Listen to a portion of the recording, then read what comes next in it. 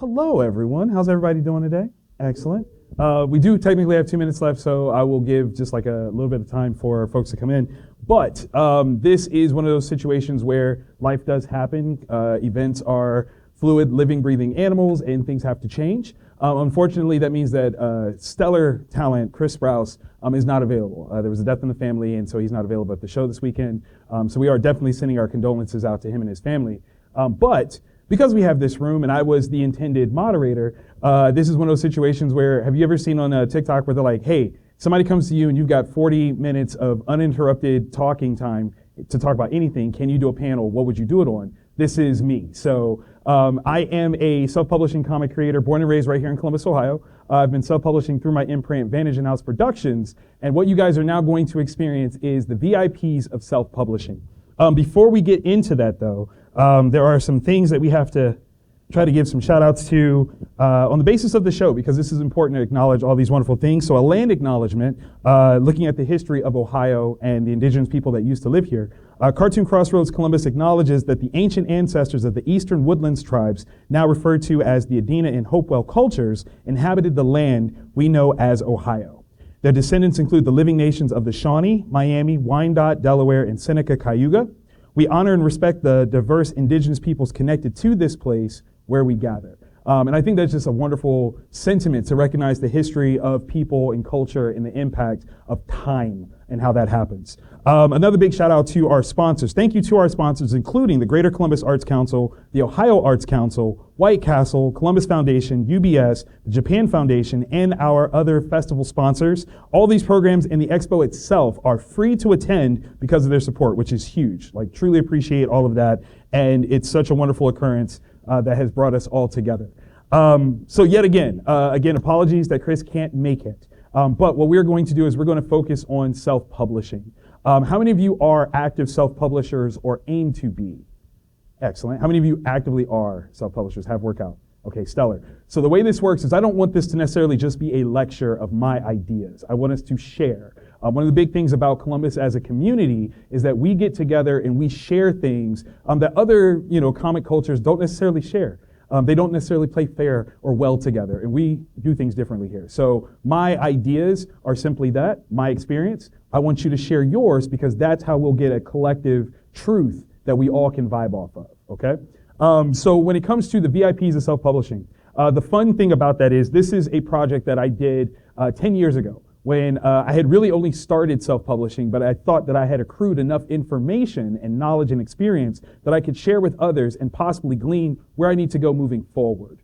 And so it was a wonderful experience. A big shout out to Comic Town, one of our local shops, where I did this at when they were at their Morse Road location, one of their original locations.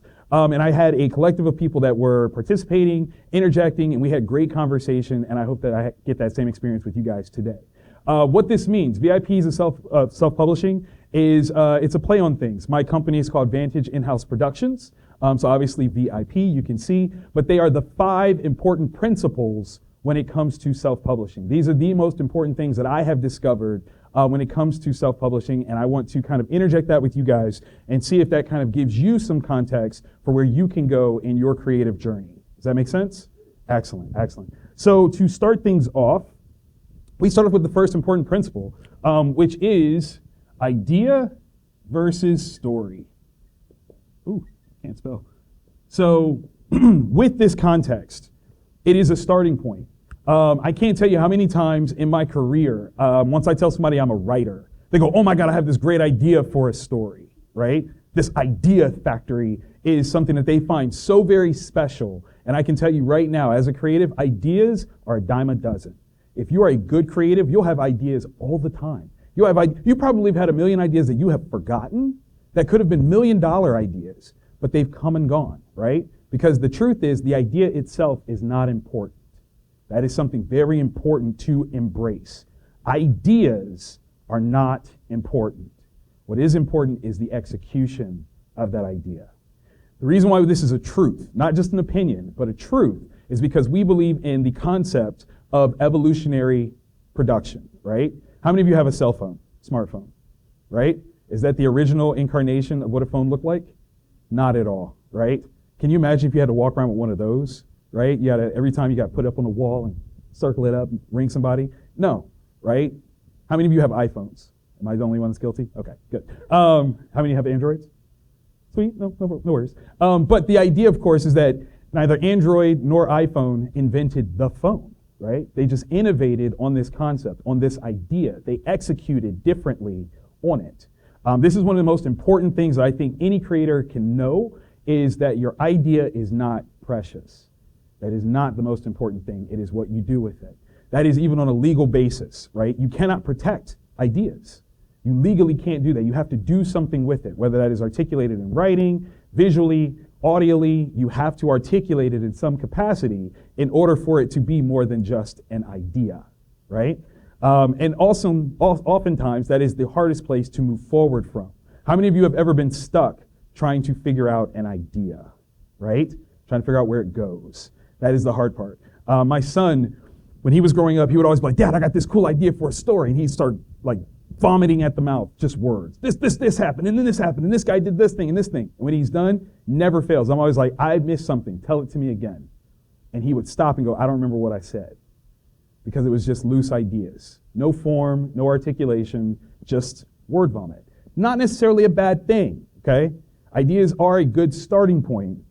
They're not the most important point. And this is, I will admit, this is more of a philosophical, cultural idea for me. Ideas are so non-valuable, I will not chase you if you touch my idea. It's not worth it to me. I have this series called The Samaritan. It's a wonderful comic series, came out through 2011 to 2013. There was a movie that came out last year called Samaritan, starring Sylvester Stallone. It has nothing to do with my book, nothing whatsoever. In fact, it's also based on a comic that has nothing to do with my book. I had tons of people swearing up and down that they stole my idea. No, they didn't. I actually know the guy that created the other book. I've read his stuff. It's nice. It's a really good book. I support it highly. But there is no stealing of my idea. Because the truth is, in my opinion, and maybe it's a little arrogant, what I do with my idea, you can't do with my idea. You can do your version of it. Absolutely. You can have a totally different take. You can try your best to execute exactly what I did. But your execution is not my execution. So don't put such value in the idea of something, put more value in the execution of it, right? It's just to give you saving grace. Truth be told, if anybody steals your idea, look at it like this. They're always behind you, right? They have to wait for you to create the next thing so that they can move forward. You will always be more empowered than they are because you can just move forward. Does anyone have any questions on that one? Thoughts on the idea struggle? Does anyone know what a story is specifically? That's a big one. I know, right? So okay, we know in terms of concept of stories, what are the three parts of a story? Beginning, middle, and end. Absolutely. The thing is that when you need to develop an idea into a story, that is the structure that you want it to have, right? That is the thing that my son failed at, because he was just like, this happened, this happened, this happened. He had no structure, right? And by creating that structure, you're girding yourself to make that idea something stronger. You are executing on said idea, right? Now, the thing for me, when it comes to definitions, I'm bold enough, because I call myself the hardest working man in comics, and if you do that, you have to be this bold. I disagree with the traditional dictionary definition of a story, because the dictionary definition is a series of events that take place. That's not a story, right? A story has emotion, either instilled in you, instilled in the characters. It is something emotionally based that makes it a story, right? I can have a timeline. I can say this happened, this happened, this happened, this happened. That's not a story. That's a narrative. I'll give you that. It's a plot. I'll give you that. But story has emotion. So again, when my kid has got this idea, tell me the emotion. Let me feel what you're feeling, because that's how I know you've built something, not just a series of events, but there's actual articulation of emotion. Super important. For those of you that have published anything, did you have any struggles going from the idea phase to the story phase? Was that tough? A little bit? Give us more. Come on, Matt. Basically, yeah, the idea just kind of is always like it's equivalent to like the elevator pitch. Yes. Like, but when you're wanting to develop a story, what you want to use is like you take your idea, you think like, oh yeah, this is a great moment, this would be a great moment, but what ties those things?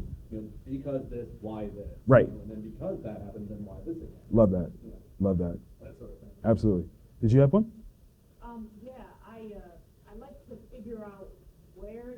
I Mhm. need to know the ending, Mhm. to avoid that next slump. So, or it's just like having to, like webcomic artists used to do, just webcomic. Yeah, that's right. Start over. It was all a dream. I don't want to Yeah. do any of that. It's like, just explode the plan and start new. So having to figure out, okay, why did I want to make this again? Like, it really, after I was like, wait, why did I think this was a cool idea? Of course. It doesn't make sense. Like, if I go any farther, It doesn't work. And that's the other thing, is that ideas change, right? The evolution of an idea is the thing that should happen, right? As you grow, as you learn, as you experience, the idea concept should change. How many of you are fans of Dragon Ball? Dragon Ball started off as a very different comic idea than what we know it as today. The whole super intergalactic fight comic, that wasn't what it was. It was like a treasure hunt. Like, it was something it was comical, like very different idea. And I will give you from my own catalog, I have a series that I'm working on called Power Elect. And the idea was, what if we had to elect our superheroes? That was the idea. Little nugget of things. As I'm breaking down the story, it's so much bigger than that. Like, what I had as the initial idea is a scene that barely takes any real estate of the actual story. So be open to that. You don't have to be a slave to your ideas. If anything, use it as a basis and move forward. The next thing that I think is super important, especially in this space, is indie versus indie. This is where we get personal, okay? So indie versus indie. When you are making your own books as a self-publisher, you are considered independent. But not all independent books are made equally. They don't express the same, they don't intrigue the same, they don't invite the same readership. If you guys look through the aisles, the various aisles of different comics that are here at CXC, you will see a ton of variance in voice, execution, style, all of these different things. And I say that it is slightly improper to lump it all in together when you're talking about a commercial product like comics. And the reason for that is it doesn't all move the same, right? We have seen that a ton of these folks here will have some amazing books. They do have amazing books, without question. And out of the 6 or 7 comic shops in the city, in Columbus, which we're very blessed to have that many comic shops. Most places barely have 1. We have 6 or 7, that's a bunch. But not every book out there would be a welcomed entry to the shops in the city, because it doesn't actually speak to the audience readership that all of the shops cater to, right? Some shops cater to something a little bit more mainstream oriented. And that is what I have as the designation. So if you believe that your comics are a little bit more alternative, underground, something like that, INDIE, right? Because that's the common parlance for indie, right? It's raw, it's unpolished, right? It's got this visceral feeling to it. Doesn't mean that it's bad. Never ever say that, right? There is absolute talent in stick figure comics. There's brilliance in that. It's just different, right? But it has its own voice. Myself, I prefer more mainstream-oriented content, superheroes. I love superheroes, right? Whether that's all ages, more cartoonish, but still superhero-based, or something a little bit more serious. But either way, because I follow more of a mainstream mentality, I think it deserves its own separate category, INDY, right?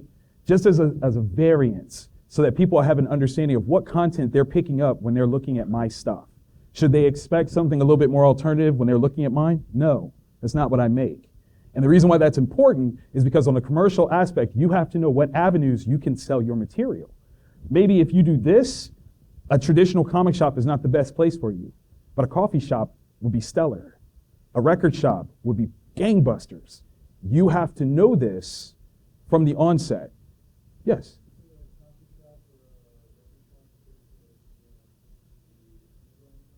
Yeah, absolutely, because they tend to have like this countercultural vibe to them, right? And so it speaks. Absolutely, absolutely. And so that's your marketplace. Now, it's not to say that your more traditional superhero stuff wouldn't work, but there's a higher likelihood that the more alternative stuff would. And that's really what you're aiming for. It's not necessarily to just change the boat or change the flow of the river. You want to find the audience that will embrace what you have first, so that way you get that sort of momentum to change things as you move forward. And having that understanding of the difference is huge. There are creators that I know that have gone to comic shops locally and is like, hey, here's this comic, you should put it up. If it moves, I'll sell you some more. And the comic shop owner slides it back. This isn't for my customer base. It doesn't mean that the store doesn't support indies. What they are doing is they're being very cognizant of their cost in terms of real estate on the floor, their customer interest, right? That's their job. They're supposed to know them that way so that anything that comes in that could be viable to a customer, they can recommend it. That's their job. So if they're looking at it and go, this ain't us, don't take that personally. That's not a mark against you. That is a statement of their customer base. You just have to find the right space that is open to it. That is part of your job, right? That's the self-publishing part. This is where we're starting to touch things that aren't about being a creator, but being a publisher, which is a slightly different hat that you have to wear. Overall, how many of you believe that you function more of the alternative indie space? Excellent. How many more in the INDY space? Okay, it's us. Okay, we in this together. I got you. But no, so it's important to know that, again, when it comes to the vibe of your audience and how you're going to connect, to know that difference is everything, because that's literally what you're thinking of. It's not necessarily that you're making something to fit this audience. It's understanding that what you're making, this is who that ideally speaking would attract. Does that make sense? Any questions on that one? Okay, this is the part where I lose the room. I love this one. Oh, here we go. Know your budget. Ooh. This is a good one. How many artists do we have in the room? How many writers do we have in the room? Okay, so this is aimed in a split capacity.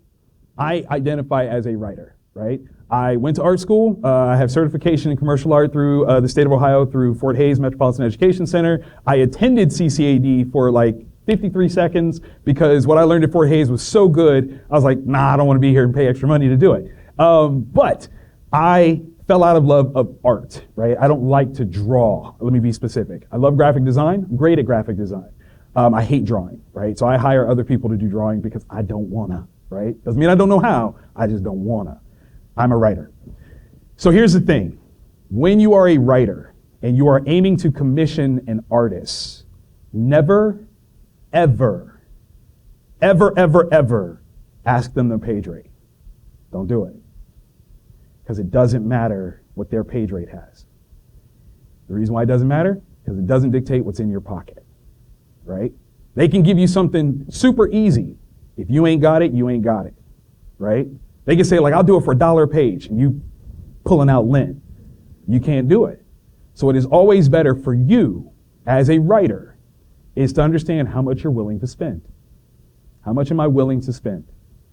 When you go to an artist and you go, hey, listen, I've got this idea for a story. It's this many issues, ideally this many pages, and I've got this much to spend on it. Are you interested? All questions that an artist needs to define whether or not it's worth their time is right there, right? That is the truth. The reason why this is so important, and this is why I have to really kind of needle the artist a little bit.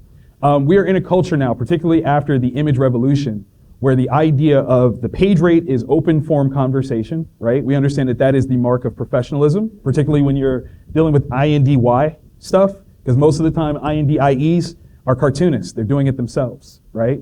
They're not necessarily hiring somebody to pull off this, funky, cool style. They're doing it themselves. So when you're dealing in this space, you're typically hiring somebody to do it. Now the truth is, there is the idea of living expense, cost, time. These are all subjective ideas. Super subjective. It's very difficult for a person who is experiencing something to find it subjective. Feels like it's diminishing their experience, but it's true, right? When it comes to how much time it takes to make a page, is there a flat definition of how long it is? No, there's not. It is a matter of your process.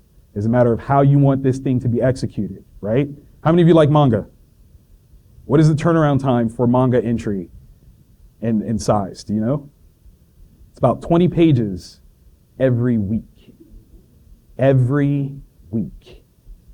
So your favorite mangaka has them and maybe a couple of other people helping them produce. When they start, it is just them. Maybe they're lucky and they got a friend that's willing to help them, but it is typically just them knocking out 20 pages a week oftentimes while they are apprenticing under somebody else.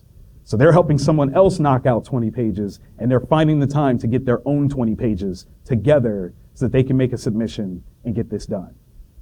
What that means is that in terms of process, they have to figure out exactly how they're going to tell their story in a huge quantity faster than American comics traditionally work. American comics come out once a month, right?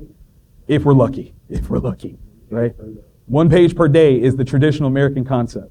Mangaka laugh at us. They're like, you're lazy, you suck. But that's even looking at a context of today's market.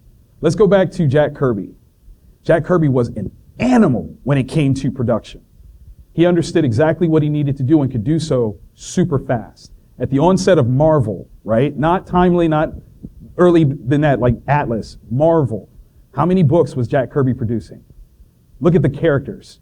Iron Man, Thor, the X-Men, right? That's 3 books right there. Fantastic Four, that's 4 books, right? The Avengers, you put them together, like that's 5 books, all Jack Kirby's work. How in the world could he manage those things if it was still the same concept of a page a day? It wasn't, right? They had a different production schedule set forth by them because that is the truth. You as the artist get to determine how long it takes you. This is my biggest argument when anybody says, well, it takes me. No. It takes you as long as it takes you to do it, right? Do you think you're drawing better than Jack Kirby? Don't do that to yourself. And we get that. Like, understandably, that when it comes to the actual tact of writing, it is faster to write something than it is to draw something. Absolutely. I can write 1,000 zombies come over the hill quickly, right? Although that is not the act of writing, that is the act of typing. It may take me years to understand that the line that I need right now is 1,000 zombies come over the hill.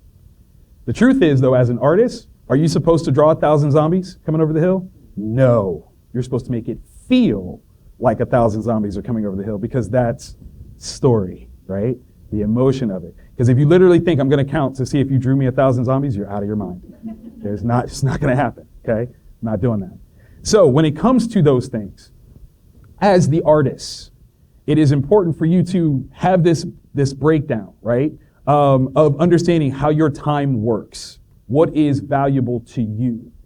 The other thing that is important for you to understand is that what is most important is continuation of money, right?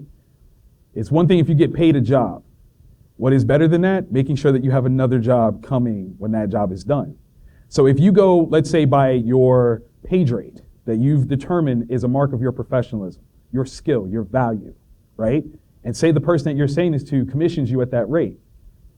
Do they immediately turn around and hire you for the next project? The next issue? No, they have to actually make back the money that they spent initially in order to do that. So you actually could postpone your longevity, your ability to come back and do more work because you priced yourself out of them continually using you. It's a balance. It is not a matter of either or. It is not this side versus this side. It is a balance. It's a dance. You have to figure these things out, work together. Because the truth is, at the end of the day, when the book is done, ideally speaking, it's something you both are proud of and both have your name on. Otherwise, why are you doing it? Shouldn't be done for the money. Should be done for the love, particularly in this market, right? The truth is this, and I mean this lovingly. If you feel like your work deserves a professional page rate, work for corporate comics. They can afford it. That is not a question for them. It is just whether or not you're good enough. What better way to prove it than to work for them? If you want to stay in indie comics, you cannot price yourself for a market that we are not. You will kill us. That shows a lack of love for this market. We're called small press because we can only produce small quantities of material that we can make money off of, right? If we use our entire production budget to pay you, we still haven't produced the book. We just paid for artwork. That's not the job. So you have to be cognizant of those things. Yes? How do you balance the cheaper price of the large comics in this economy? I only have $3 to spend on a comic, so the big guys, they can price it really low. Sure. But as an indie person, it's like, well, I don't think that this work is $10, so it's the only way that I'm going to be able to make a profit. I love you for that question. That's a solid question. The idea is to be innovative, to be innovative about how you do this. Because if I were to ask you right now, for $100, could you exclusively define a comic? I guarantee no one in this room could do it. Nobody. Because to exclusively define a comic is impossible. There are so many different aspects, attributes that we can look at in other art forms that are just like comics, that are super similar. You have to be innovative, think things through. This is a new project of mine through my publishing. I call them cardables, okay? I've taken my comics and I've shrunken the cover down to trading card size, right? On the other side of it is some info about the book and a QR code that lets you download it for free, right? Now I can sell a card like this for $1. How much do you think it cost me to make it? If that, right? It might be 20 cents for the whole page, and I get 9 of them from an 8.5 by 11 sheet, right? So we're talking pennies on the dollar. So if I'm really worried about the cost of things, change the format. It doesn't have to be a traditional book. If that's not suitable, don't use it, right? You're not beholden to these things. You don't have to be a slave to any of that concept. And so something like this becomes viable because it's a different format. Specifically, I designed this to appeal to kids. Because as we're seeing now, kids aren't reading comics if they're not in graphic novel form, right? So if I don't have enough pages of content yet, this is perfect. Because I can give this to a little kid, they can love it, and then they'll give it to a friend, and that person scans it, and they can give it to a friend, and that person scans it. So now I have a readership that once I come out with a trade paperback, they're ready. Especially if I have extra things in the trade paperback that weren't in this. Oh, gimme, right? So it's all about thinking in that concept. How do I be innovative? Because as a self-publisher, that's your job, is to be as innovative as possible. Don't limit yourself to format. You should go from webcomic to something like this, to a floppy, to a trade, and have all of them available as soon as you can. Because the more avenues that you have, the easier you'll be able to find the audience, whether that's indie versus indie, right? Because there are some people that love a monthly floppy book, and there are some people that only buy trade paperbacks or graphic novels. Get them all, right? Take your time and just be like, I'm gonna get all of these cows. That's an old joke. Any questions on that part in terms of budget? And this is the part where I usually get the most pushback, and I totally understand because it's a concept. I'm gonna give you a little bit more game on this one. If you are an artist and you're being commissioned to do these things, again, remember, the goal here is for you to only accept projects that you want your name attached to forever. It's not about the check. It's about your name and your presence. And when you do that, you can negotiate that you are willing both to help promote this project, that you are in it for the long haul, you want it to succeed, and you will be a part of it even if it fails. But there are things that you want to negotiate. You will accept a lower commission rate for certain things. Here's things to understand. If your work, whether INDIE, which normally doesn't happen, but INDY or mainstream, is considered work for hire, know what your rights are, or specifically what they're not. If it's work for hire, you are not entitled to anything. Nothing. That's not a bad thing. You do that when you understand, I just want the check. Nothing wrong with that, right? Because sometimes when you do that kind of work, it helps these things get bigger. Let's say if I work for Marvel today, right? These are all books that I self-published. If in the next issue of previews, I have a little thing that I'm writing something for Marvel Comics, the value of these goes up. I don't need Marvel to necessarily keep me on forever. I just need these to be popular enough now that I'm making big money off of that. That's what's valuable to me, right? But understand that when it even comes to the artwork itself, under work for hire, it doesn't belong to you. In fact, you're not even technically or legally the author. The person that paid you is the author, right? These are things that you need to understand, negotiate. If it's an independent work, negotiate for a percentage of profit, ownership, if you will. I've offered that to some of the people I work with, up to 50%. Half of what I own or have co-created, they own the other half. So if it moves into other media, we both get paid. If that's the idea, imagine that. How many of you have ever heard of the book 30 Days a Night? Right? How many of you heard the movie 30 Days a Night? Let me ask that question. Okay. So when that movie was optioned, it was optioned for $1 million. This is early aughts, right? So we were like, $1 million, that's crazy. Oh, that's so much money. Ben Templesmith, is the artist on that one. Let's say he only had a 20% ownership of that concept. Out of that $1 million offering on paper, because we know taxes and all that stuff comes out first. But that would entitle him, before tax, $200,000. Imagine if he had taken like a low page rate, but then he makes up the back end $200,000 because he put in enough work, he believed in it enough, helped market it so that it got picked up by a movie studio for an option of $1 million. That should be how you think about it. This one little thing can pay you dividends, but you have to think about it as a business and build yourself into it. I've seen many times where, unfortunately, we believe that there are certain people that become successful in the negotiations of comic properties, and we believe that they did something wrong, and I don't necessarily believe that. I believe that what happened was their counterpart did not do something right, either by not maximizing their percentages, not maximizing what they were supposed to get. They did something wrong. It's not that I'm blaming the successful person. I always look at myself and go, what did I not do right here? What did I not capture that I should have? Let me write that down. Let me get that better for next time. I learned my lesson, right? And we can have that conversation with The Walking Dead, Jack and Stan when it comes to Marvel, Stan and Steve when it comes to Marvel, like all these things. I don't necessarily say that Stan did something wrong. That's not the right way to think about it. There was some sort of agreement, and maybe you didn't think it was as valuable as it became. That would be a mistake on your part, right? Let's look at it in that term. What do I do? Because the only thing that you can control is you, right? Okay, number four. This one, make sure we go. Oh, we're good on time. Merch, super important. Love merch. If you're a self-publisher, the best way for anybody to know anything about your stuff is to market it, right? You have to be the first voice, the first billboard, the first advertisement. Everything that you do is about this project. As soon as you know its name, you should be talking about it, right? As soon as you have a logo design, you should be wearing it, right? How many of you have worn a comic-centric shirt when you went to a Comic-Con or something like that, right? Was it your brand? Was it your character? Why not? Yeah, that's a hard question. You're sitting there like, damn, it should have been me. Absolutely. So you think, whoa, no such thing. Literally, because the truth is, there's no better motivator than a random person asking you about your work, right? So I can tell you right now, if I had just a title and I put it on a hoodie and I'm walking around and somebody's like, hey, what's that?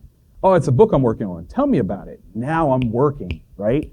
And I potentially have a new fan, a new reader who is expecting this project. That puts the battery in my back. I got to get this done. There's somebody looking for it.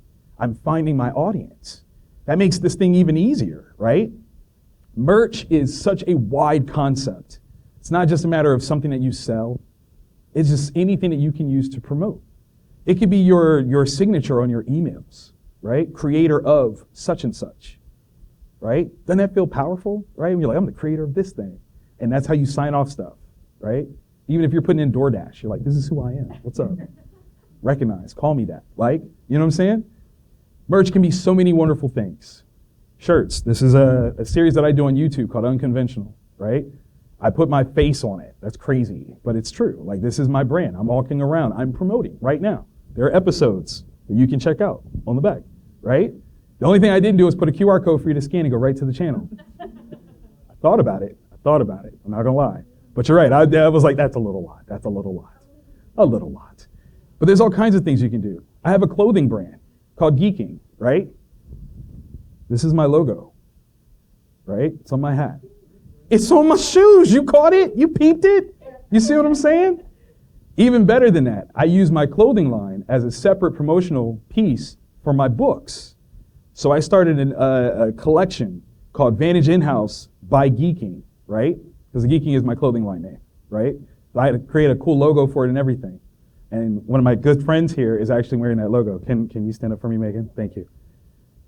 This was not planned, by the way. She totally bought this shirt on her own. But yeah, this is the whole concept, right? So Vantage In-House by Geeking is the logo brand collaboration.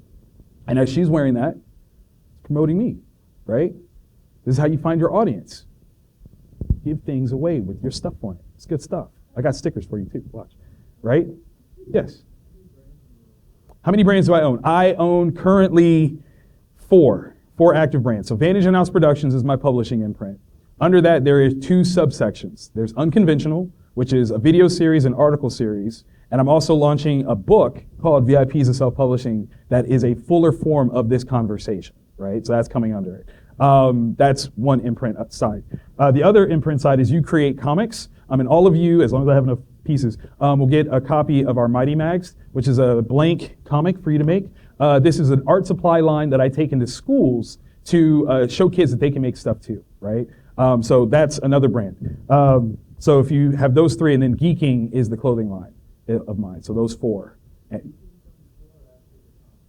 Came after, yeah. Yes. Do you have any data on, like, okay, I give the elevator pitch to someone who asked about my shirt. Mm-hmm. Do you ever take any data? It's like, okay, did I see a sale like within the next week or month? No, I've never done that. And partly because I don't live off of sales. I'm a terrible salesperson in that way. I don't like trying to sell stuff. I will try to tell you about it and get you to experience it. But if I focus on the sales aspect, I always come up short. That's a personal quirk of mine. I know of other very prominent business people, like the heads of Netflix also are that way. They don't like looking at how many people did we get? No, it doesn't matter. How many people are experiencing this and enjoy it? That's what actually matters to us. However they experience is secondary. And truth be told, we understand that Netflix is cracking down on password sharing, but the reason why it took so long is because that was the idea, was how much experiential data can we get versus the numbers. It wasn't until they went like super public and it now became important to the shareholders how many different people had a Netflix account. Before it was, Netflix was like, yo, we just want you to experience it. If that means you're all getting together and you're sharing a password, however many people are watching, awesome. That's what we want. Yeah. Yes.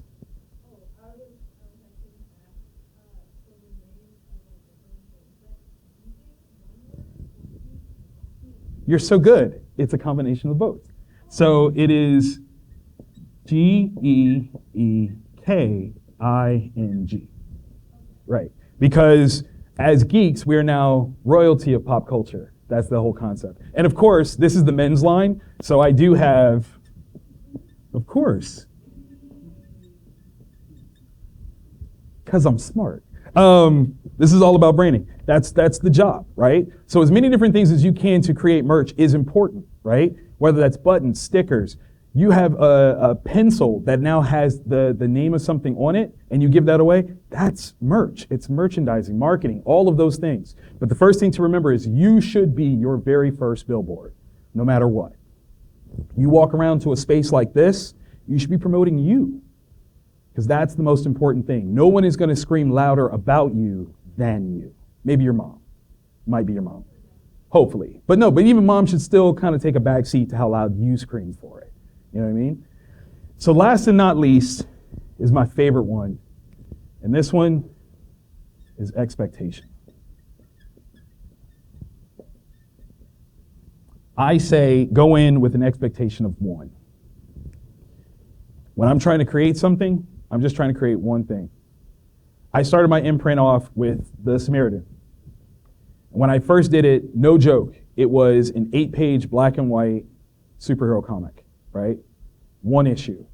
Did I know that it was going to have more to it? Absolutely. But the goal was create one. Let's get this one done, right? As soon as I get that one done, can I get someone to read it? If I can get them to read it, can I get them to buy it? Repeat. Just one. The reason for that is super important. And I don't mean to pick on anyone that I will inadvertently be talking about, but if you go through that aisles, or those aisles over there will inevitably be someone that looks crushed, disappointed by the lack of engagement and attention that they're getting from the audience that's out there. Because they had an expectation of more than one. They thought they were going to come here and they were going to kill it. This was going to pay their bills. This was going to change their life. This was going to make them a millionaire.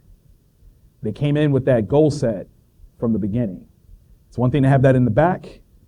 Have the goal of one. Create one thing. And I mean that even on a production level. Write one line. Draw one panel. Design one character. Expectation of one. Repeat. That's how you make it in this business. It is not a sprint. How many of you have ever heard this? It is a marathon. Understand how that works. The marathon isn't just a matter of, oh, it takes time to make this thing. And once you've made it, it also takes time for it to catch. The easiest way to make it faster or a shorter amount of time is how early you merch and how well you've known your budget. Because these are all things that will play into how you do it. Also, whether or not your audience is indie versus indie, right? All of these things work together to make you a more powerful self-publisher. I say this because I've been self-publishing full-time for the last 13 years. I've been a part of the geek space in that capacity. So these are the things that have made me successful, earned me the title of the hardest working man in comics, put me in front of all of you today, all of y'all watching, and I hope that you guys use that so that sometime in the very near future, I can sit down and watch you talk and see what you guys have done. Does anyone have any questions? No? Thank you guys so very, very much. Give some love to CXC for bringing us all together. Again, you guys can find me in social medias, Vantage In-House on all forms of social. That's Twitter, Instagram. My Facebook got hacked and taken over by a Vietnamese, I think, laundromat. It's really weird. I just let them have it. I was like, hey, you need it more than I do. And then, of course, You Create Comics on Instagram. If you go to youcreatecomics.com, you can see the range of art supplies that we have. And again, we have art supplies geared to boost you on every aspect of making comics. As a writer, as an artist. How many of you use Bristol board or do traditional comic art stuff?